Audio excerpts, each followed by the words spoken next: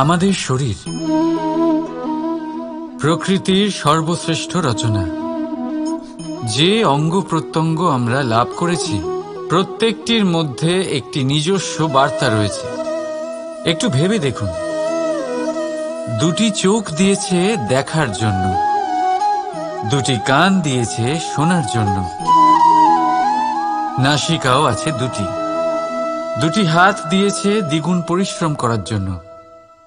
কিন্তু জীব শুধুমাত্র একটি, তার উপরেও তীক্ষ্ণ বলিষ্ঠ দাঁত দিয়েছে তার রক্ষার জন্য। কখনো ভেবে দেখেছেন কেন?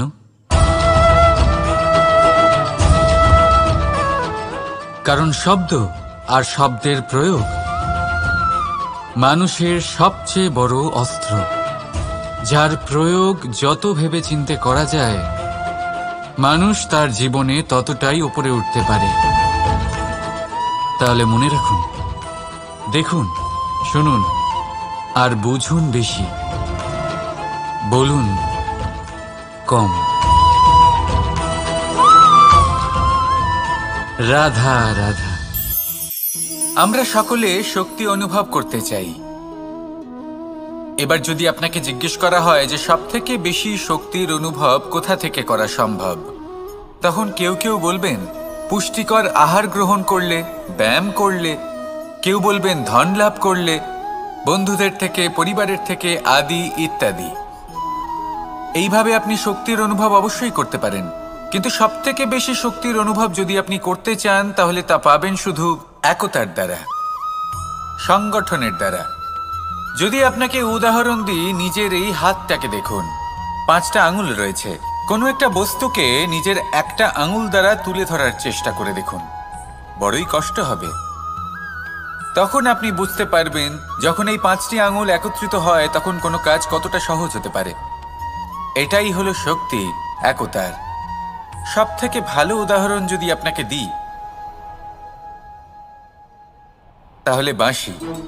এই বাঁশি থেকে অত্যন্ত মধুর সুর নির্গত হয় যা সবার মন প্রসন্ন করে দেয়। এই কথা সত্যি, কিন্তু এই বাঁশি আমি একটা বা দুটো আঙুল দিয়ে বাজাতে পারবো না। আমাকে প্রত্যেকটা আঙুল ব্যবহার করতেই হবে, তবেই এর থেকে মধুর সুর নির্গত হবে যা সকলকে প্রসন্ন করবে, ঠিক কিনা? ঠিক এইভাবেই যদি আপনি চান যে আপনার জীবনরূপী বাঁশি থেকেও মধুর সুর নির্গত হোক বা সবার মনকে প্রসন্ন করে তুলুক, তাহলে আপনাকেও জীবনে একতা নিয়ে আসতেই হবে। আপনি একাও কর্ম করতে পারেন, পথ চলতেও পারেন, সামনেও এগোতে পারেন, সাফল্যও লাভ করতে পারেন। কিন্তু যখন সকলে একসাথে এগোবেন, সেই পথে চলবেন, সেই কর্মই করবেন, তখন লক্ষ্যে অবশ্যই পৌঁছবেন, সাফল্য অবশ্যই লাভ করবেন। কিন্তু সেই সাফল্য এবং তার আনন্দর সংমিশ্রণটাই একটু অন্যরকম হবে। তাই জীবনে ঐক্যবদ্ধ হন, একসাথে মিলে এগোতে থাকুন, আর আমার সাথে ভালোবেসে বলুন রাধা রাধা। মানুষ ভাবেন যে ধন অর্জন করা হলো অত্যন্ত গুরুত্বপূর্ণ। তিনি আজীবন ধন অর্জন করতে থাকেন, ধন অর্জন করার চেষ্টা করতে থাকেন। সে যাই হয়ে যাক না কেন, পরিশ্রম করতে থাকেন।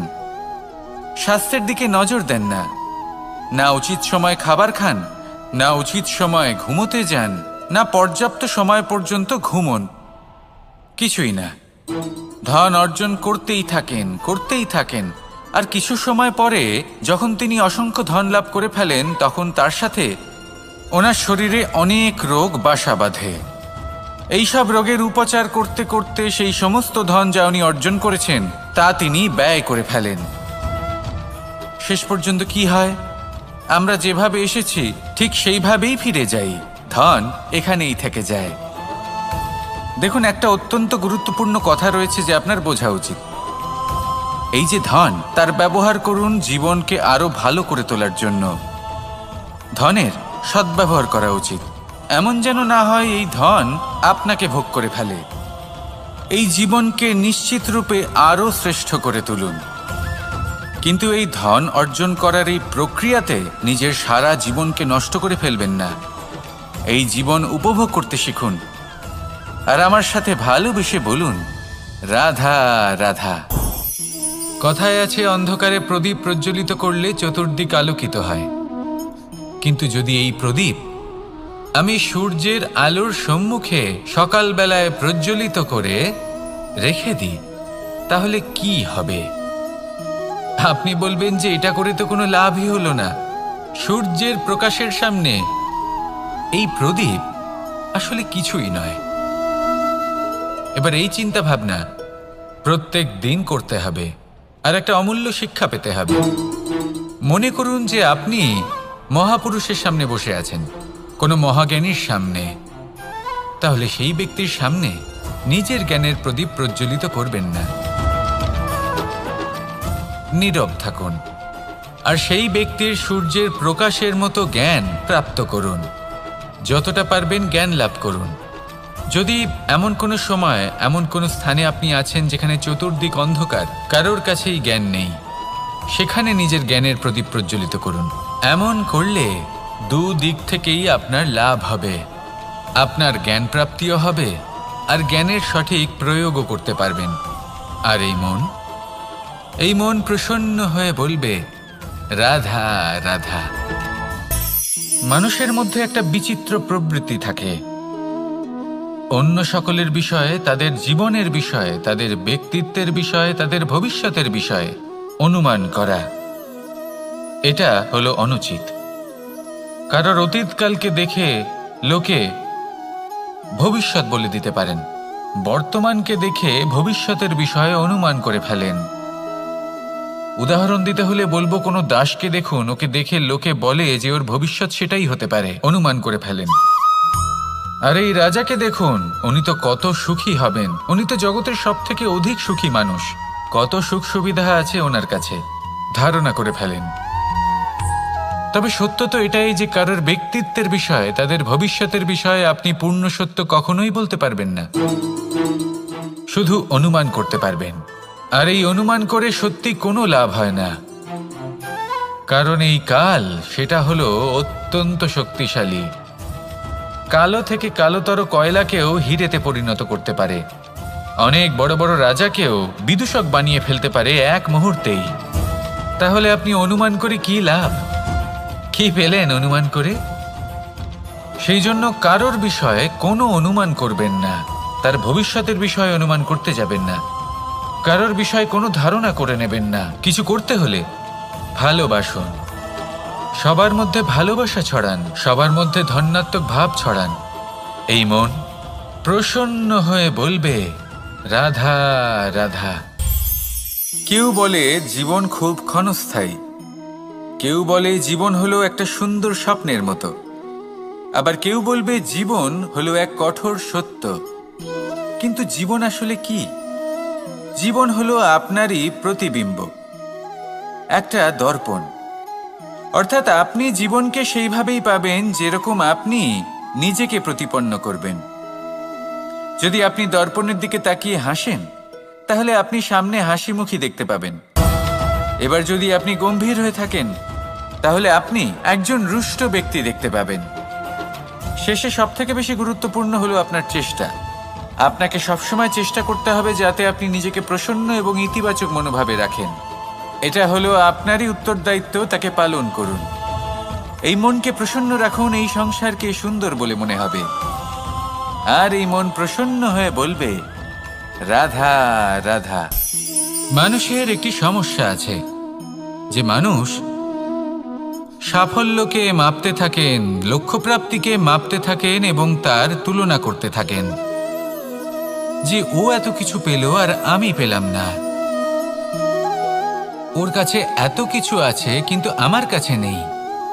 এই তুলনা করার জন্য ওনারা দুঃখী হয়ে পড়েন, নিরাশ হয়ে পড়েন। তাই আমি একটা প্রশ্ন করছি যে এটা কি উচিত? এই সংসারে আপনি কি নিয়ে তুলনা করবেন, যেখানে সূর্যদেব চন্দ্রমা দুজনেই আছেন, দুজনেই হলেন বিশেষ, দুজনেই নিজ নিজ সময়ে উদিত হন। এদের মধ্যে একজন না থাকলে তাহলে আমাদের জীবন কঠিন হয়ে পড়বে।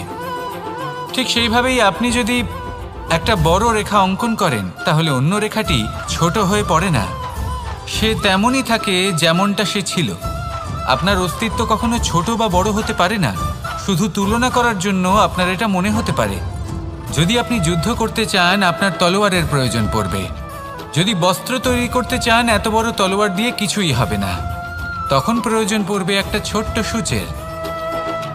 তাই তুলনা করবেন না, না নিজেকে ছোট মনে করবেন, না অন্য কাউকে।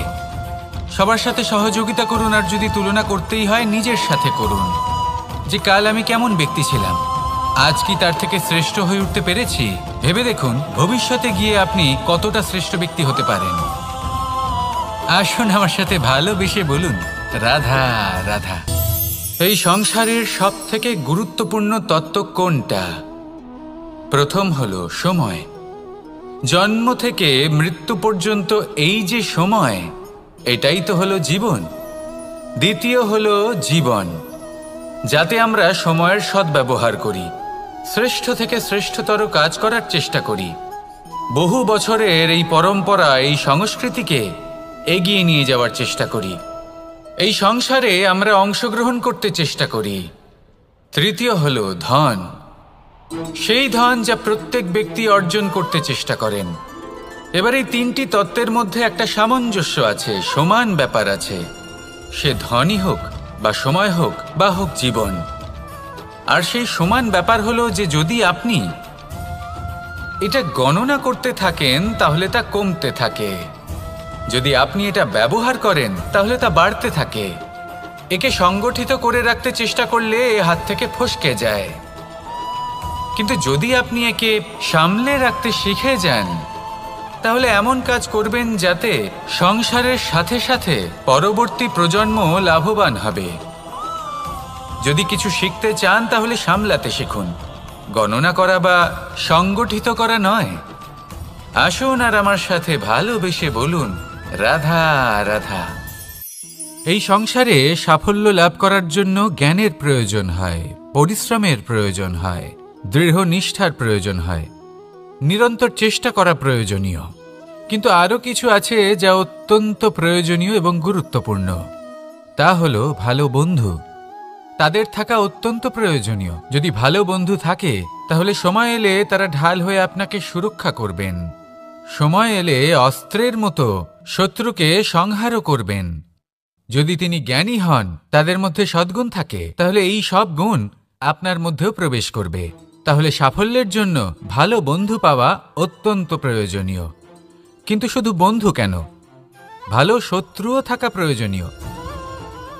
এবার আপনি ভাববেন, এ আমি কি বললাম?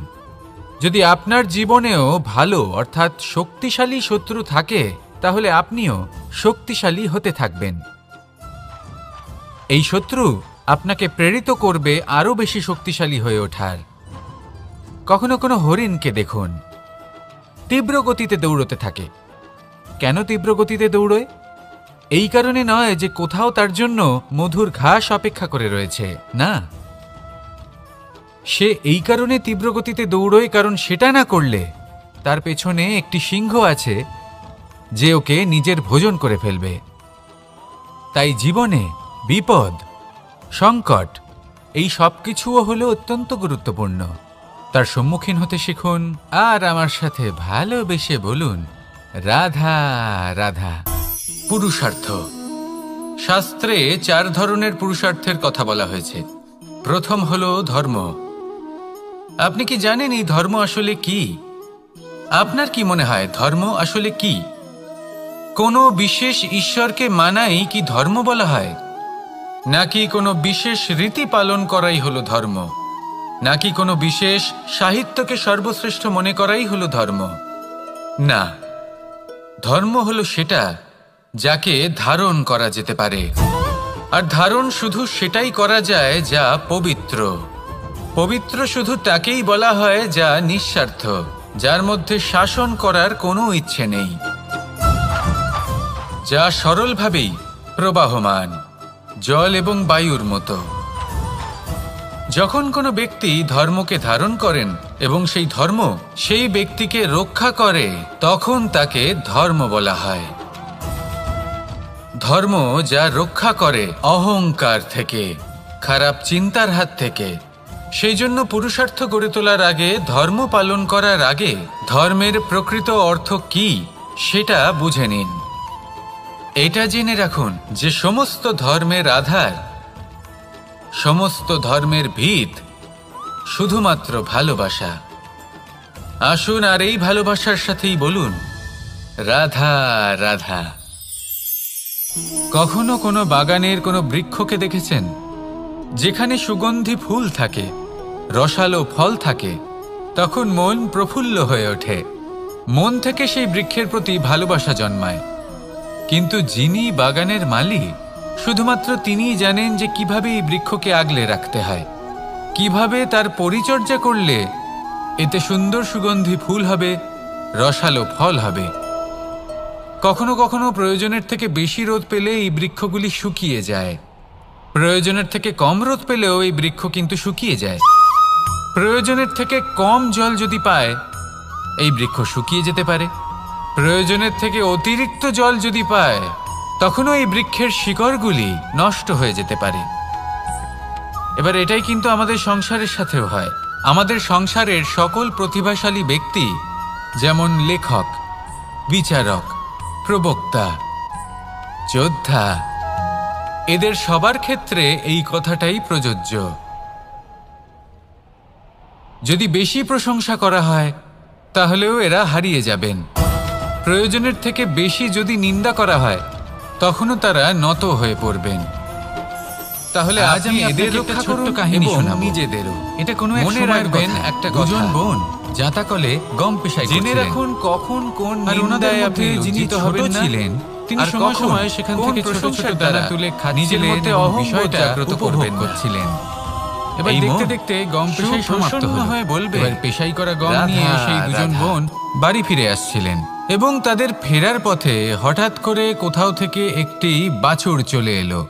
এই দুই বোন ভয়ভীত হয়ে গেলেন আর তাদের হাত থেকে সেই আটা পড়ে গেল, মাটিতে মিশে গেল। এবার এই পুরো ঘটনাক্রমে যদি কারোর বিন্দুমাত্র লাভ হয়ে থাকে, বিন্দুমাত্র আনন্দ পেয়ে থাকে, তাহলে সে কে? সেই ছোট বোন, যিনি মাঝে মাঝেই গমের দানা তুলছিলেন এবং খাচ্ছিলেন। কিছুটা হলেও উনি আনন্দ লাভ করেছিলেন। এবার এরকমই হলো আমাদের জীবনে ভক্তি এবং ভালোবাসা সংক্রান্ত বিষয়। মানুষ নিজের জীবনের দৈনিক কাজে এতটাই ব্যস্ত হয়ে পড়েন, প্রত্যেক দিন শুধু কাজ কাজ কাজ কাজ করতে থাকেন, আর তাতে ভক্তি এবং ভালোবাসার জন্য সময় বার করতেই পারেন না। দেখুন, জীবনে ভক্তি আর প্রেমের এই যে ছোট ছোট মুহূর্ত আছে, এগুলো যদি আপনি যাপন করতে পারেন, তাহলে তাতেই আপনি তৃপ্তি লাভ করবেন। বাকি সবই আপনার ব্যর্থ বলেই মনে হবে। জীবনে যখনই আপনি কোনো কাজ করবেন, ঈশ্বরের প্রতি সমর্পিত হয়ে সেই কাজ করুন। আর যখনই সময় পাবেন, তাহলে সেই সময় নিজের আপনজনদের দিন, যাদের আপনি ভালোবাসেন, তাদের প্রতি যত্নবান হন, তাদের শুভাকাঙ্ক্ষী হন। এই প্রেম আর ভক্তির ছোট ছোট মুহূর্তগুলো আপনার জীবনকে চরিতার্থ করে তুলবে। আসুন আমার সাথে ভালোবেসে বলুন, রাধা রাধা। আমরা সবাই সূর্যকে সম্মান করি, ওনাকে শ্রদ্ধা করি, ওনাকে পুজো করি। এই সূর্য আমাদের শক্তি প্রদান করেন, প্রকাশ প্রদান করেন। কখনো কখনো উষ্ণতা এতটাই বাড়িয়ে তোলেন, এতটাই তপ্ত করে তোলেন, আমাদের একথা মনে হয় যে আমাদের এই শরীর জ্বলে যাচ্ছে। তখনও আমরা বিরোধিতা করি না, তাকে কটু কথা শোনাই না, আমরা সসম্মানে তা গ্রহণ করি। কেন কেন করি? কারণ আমরা জানি যে সন্ধেবেলা যখন সূর্যাস্ত হবে, তখন শুধুমাত্র অন্ধকার বাকি থাকবে। ঠিক কিছুটা এরকমই হয় আমাদের মাতা পিতাও, যিনি আমাদের জন্ম দেন, আমাদের ভরণ পোষণ করেন, আমাদের বড় করেন, আমাদের প্রেম প্রদান করেন। কখনো কখনো তাদের মুখ থেকে কটু কথা নিঃসৃত হয়, আমাদের দুঃখ হয়, কিন্তু তখন আমাদের এটা বোঝা উচিত এগুলি নিঃসৃত হচ্ছে আমাদেরই মঙ্গলের জন্য। যেমন সূর্যদেব, উনিও উত্তাপ দিয়ে থাকেন আমাদেরই মঙ্গলের জন্য, যাতে ফসল পাকতে পারে, যাতে জল বাষ্প হয়ে মেঘ হতে পারে, বৃষ্টি হতে পারে, আর এই সংসারে নিরন্তর জলের প্রবাহ থাকে। আমাদের মাতা পিতা, তাদের কঠোর আচরণ, তাদের কঠোর অনুশাসনের পেছনে লুকিয়ে থাকে ওনাদের ভালোবাসা। আমাদের তা বুঝতে হবে, সসম্মানে ওনাদের গ্রহণ করতে হবে। কারণ ঠিক সূর্যাস্তের পরে যেমন চতুর্দিক অন্ধকারচ্ছন্ন হয়ে যায়, তেমনি আমাদের জীবন থেকে যখন আমাদের মাতা পিতা চলে যায়, তখন আমাদের জীবনেও শুধু এবং শুধুমাত্র অন্ধকারই ছেয়ে থাকে। সেই জন্য নিজের মাতা পিতাকে সম্মান করুন, ওনাদের ভালোবাসা প্রদান করুন। এই মন আর এই জীবন প্রসন্ন হয়ে বলবে, রাধা রাধা। শিশিরের বিন্দু পাতার ওপর পড়ে আর তার গায়ে লেগে থাকে। পাতা তাকে শুষে নিতে পারে না, আর শেষ পর্যন্ত সে ঝরে পড়ে যায়। অন্যদিকে রয়েছে মেঘ এবং চাতক। এদের মধ্যে অনেক দূরত্ব থাকে। মেঘ থাকে আকাশে আর চাতক থাকে ধরিত্রীতে। কিন্তু যখন এই মেঘ থেকে বৃষ্টি ঝরে পড়ে, এই চাতক কিন্তু সেই জলই পান করে, নয়তো সে তৃষ্ণার্ত থেকে যায়। এবার অন্যদিকে দেখলাম শিশির বিন্দু আর পাতার এই সম্পর্ক। এরা খুব কাছাকাছি থাকে, ঘনিষ্ঠও থাকে। অন্যদিকে রয়েছে মেঘ এবং চাতকের সম্পর্ক, যাদের মধ্যে অনেক দূরত্ব থাকা সত্ত্বেও তারা খুব ঘনিষ্ঠ, তাই না? এই সারমর্ম খুব সরল। এই নৈকট্য, এই দূরত্ব, তা আপনার সম্পর্কে প্রভাব কিছুতেই ফেলতে পারে না। এই নৈকট্য, এই দূরত্ব, এইসব হলো শুধুমাত্র মনের ব্যাপার। কখনো আপনি অনুভব করেছেন আপনি কারোর থেকে অনেক অনেক দূরে আছেন, অনেক দূরে আছেন, তাও সেই ব্যক্তির প্রতি আপনি টান অনুভব করেন। সেখানে আপনি কারোর সাথে প্রত্যেক দিন অতিবাহিত করেন, সমস্ত জীবন অতিবাহিত করেন, সব থেকে বেশি সময় তার সাথে অতিবাহিত করেন, তাও তার প্রতি সেই টান অনুভব করেন না। এই সংকেত হলো মনের দূরত্বের। তাহলে মনের এই দূরত্ব দূর করুন আর আমার সাথে ভালোবেসে বলুন, রাধা রাধা। মানুষ তার জীবনে শিক্ষা এবং প্রেম এই দুই লাভ করে তার মাতা পিতা এবং গুরুর কাছ থেকে। কিন্তু মানুষ সব থেকে বেশি ভালোবাসে নিজের মাতাকে, কারণ মাতা খুব নির্মল চিত্তে ভালোবাসে, শান্ত মনে আমাদের অন্তরে শক্তির সঞ্চার করে থাকেন, আমাদের উৎসাহ দেন, বলশালী করে তোলেন। ব্যাপারটা কিন্তু এমন নয় যে আমরা নিজেদের বাবা বা গুরুকে ভালোবাসি না, তাদেরকেও আমরা অত্যন্ত ভালোবাসি, শুধু ওনাদের কঠোর ব্যবহার দেখলে আমরা একটু ভয় পেয়ে যাই। এবার ওনাদের এই কঠোর ব্যবহার আমাদের ভালো না লাগলেও অত্যন্ত আবশ্যক, কারণ মাতার থেকে আমরা যে শক্তি লাভ করি তা যেন নিয়ন্ত্রণ হারিয়ে বিধ্বংসী না হয়ে ওঠে, আমরা যেন কোনো কুপথে না চলে যাই, আমরা কখনো যেন দোষ না করে ফেলি। শুধু সেই জন্য পিতা এবং গুরু একটু কঠোর হয়ে ওঠেন, এবং ওনাদের এই কঠোর আচরণ ভবিষ্যতে গিয়ে আমরা অবশ্যই বুঝতে পারি। জীবনে কিছু বছর আমরা এগিয়ে যাই আর তারপর আমরা বুঝতে পারি যে বাবা এবং গুরু আমাদের যথেষ্ট ভালোবাসতেন, কিন্তু ওনাদের ভালোবাসার বহিঃপ্রকাশ আলাদা। প্রয়োজনীয় হলো এটা দেখার, এটা বোঝার যে শুরু থেকে আমাদের প্রতি ওনাদের আচরণ কেমন ছিল। ওনাদের কঠোর হওয়ার পেছনে ওনাদের ভালোবাসাটা বোঝার চেষ্টা করুন, ওনাদের চিন্তাটা বোঝার চেষ্টা করুন, ওনাদের পথপ্রদর্শনের আড়ালে আপনার ভবিষ্যতের জন্য যে পরিকল্পনা ওনারা করেছেন সেটা বোঝার চেষ্টা করুন। তখন আপনারা বুঝতে পারবেন ওনাদের ভালোবাসাকে। আপনার মনের মধ্যে আপনা থেকেই ওনাদের প্রতি সম্মান জেগে উঠবে। নিজের পিতা এবং নিজের গুরু এই দুজনের প্রতি কৃতজ্ঞতা প্রকাশ করুন আর আমার সাথে ভালোবেসে বলুন, রাধা রাধা। জীবন কিসের উপর নির্ভরশীল? ধনের ওপর, বৈভবের ওপর, নিঃশ্বাসের ওপর? না, এই জীবন নির্ভরশীল বিশ্বাসের ওপর। বিশ্বাস নিজের ওপর, বিশ্বাস আমাদের আপনজনের ওপর। কিন্তু যখন এই বিশ্বাস ভেঙে যায় তখন মানুষের মনও ভেঙে যায়, আর তারপর সে অন্য কিছু করতেই পারে না। তখন কি করা যেতে পারে? 3টে কাজ আছে যা আপনি করতে পারেন। প্রথম, ভালোবাসা। যাকে আপনি ভালোবাসেন, যারা আপনাকে ভালোবাসে, ভুল যারই হোক না কেন, তার কাছে ক্ষমা চাইতে কখনোই সংকোচ বোধ করবেন না। দ্বিতীয় হলো বিশ্বাস। যারা আপনাকে ভালোবাসেন, আপনাকে বিশ্বাস করেন, তাদের বিশ্বাস কখনো ভাঙবেন না। তৃতীয় হলো আশা। যারা আপনাকে ভালোবাসেন, আপনাকে বিশ্বাস করেন, তাদের আশা আপনার সাথে জড়িত, তাদের থেকে কখনো কিচ্ছু লুকোবেন না। এই 3টে কাজ করুন আর এই জীবন সুপ্রসন্ন হয়ে বলবে, রাধা রাধা।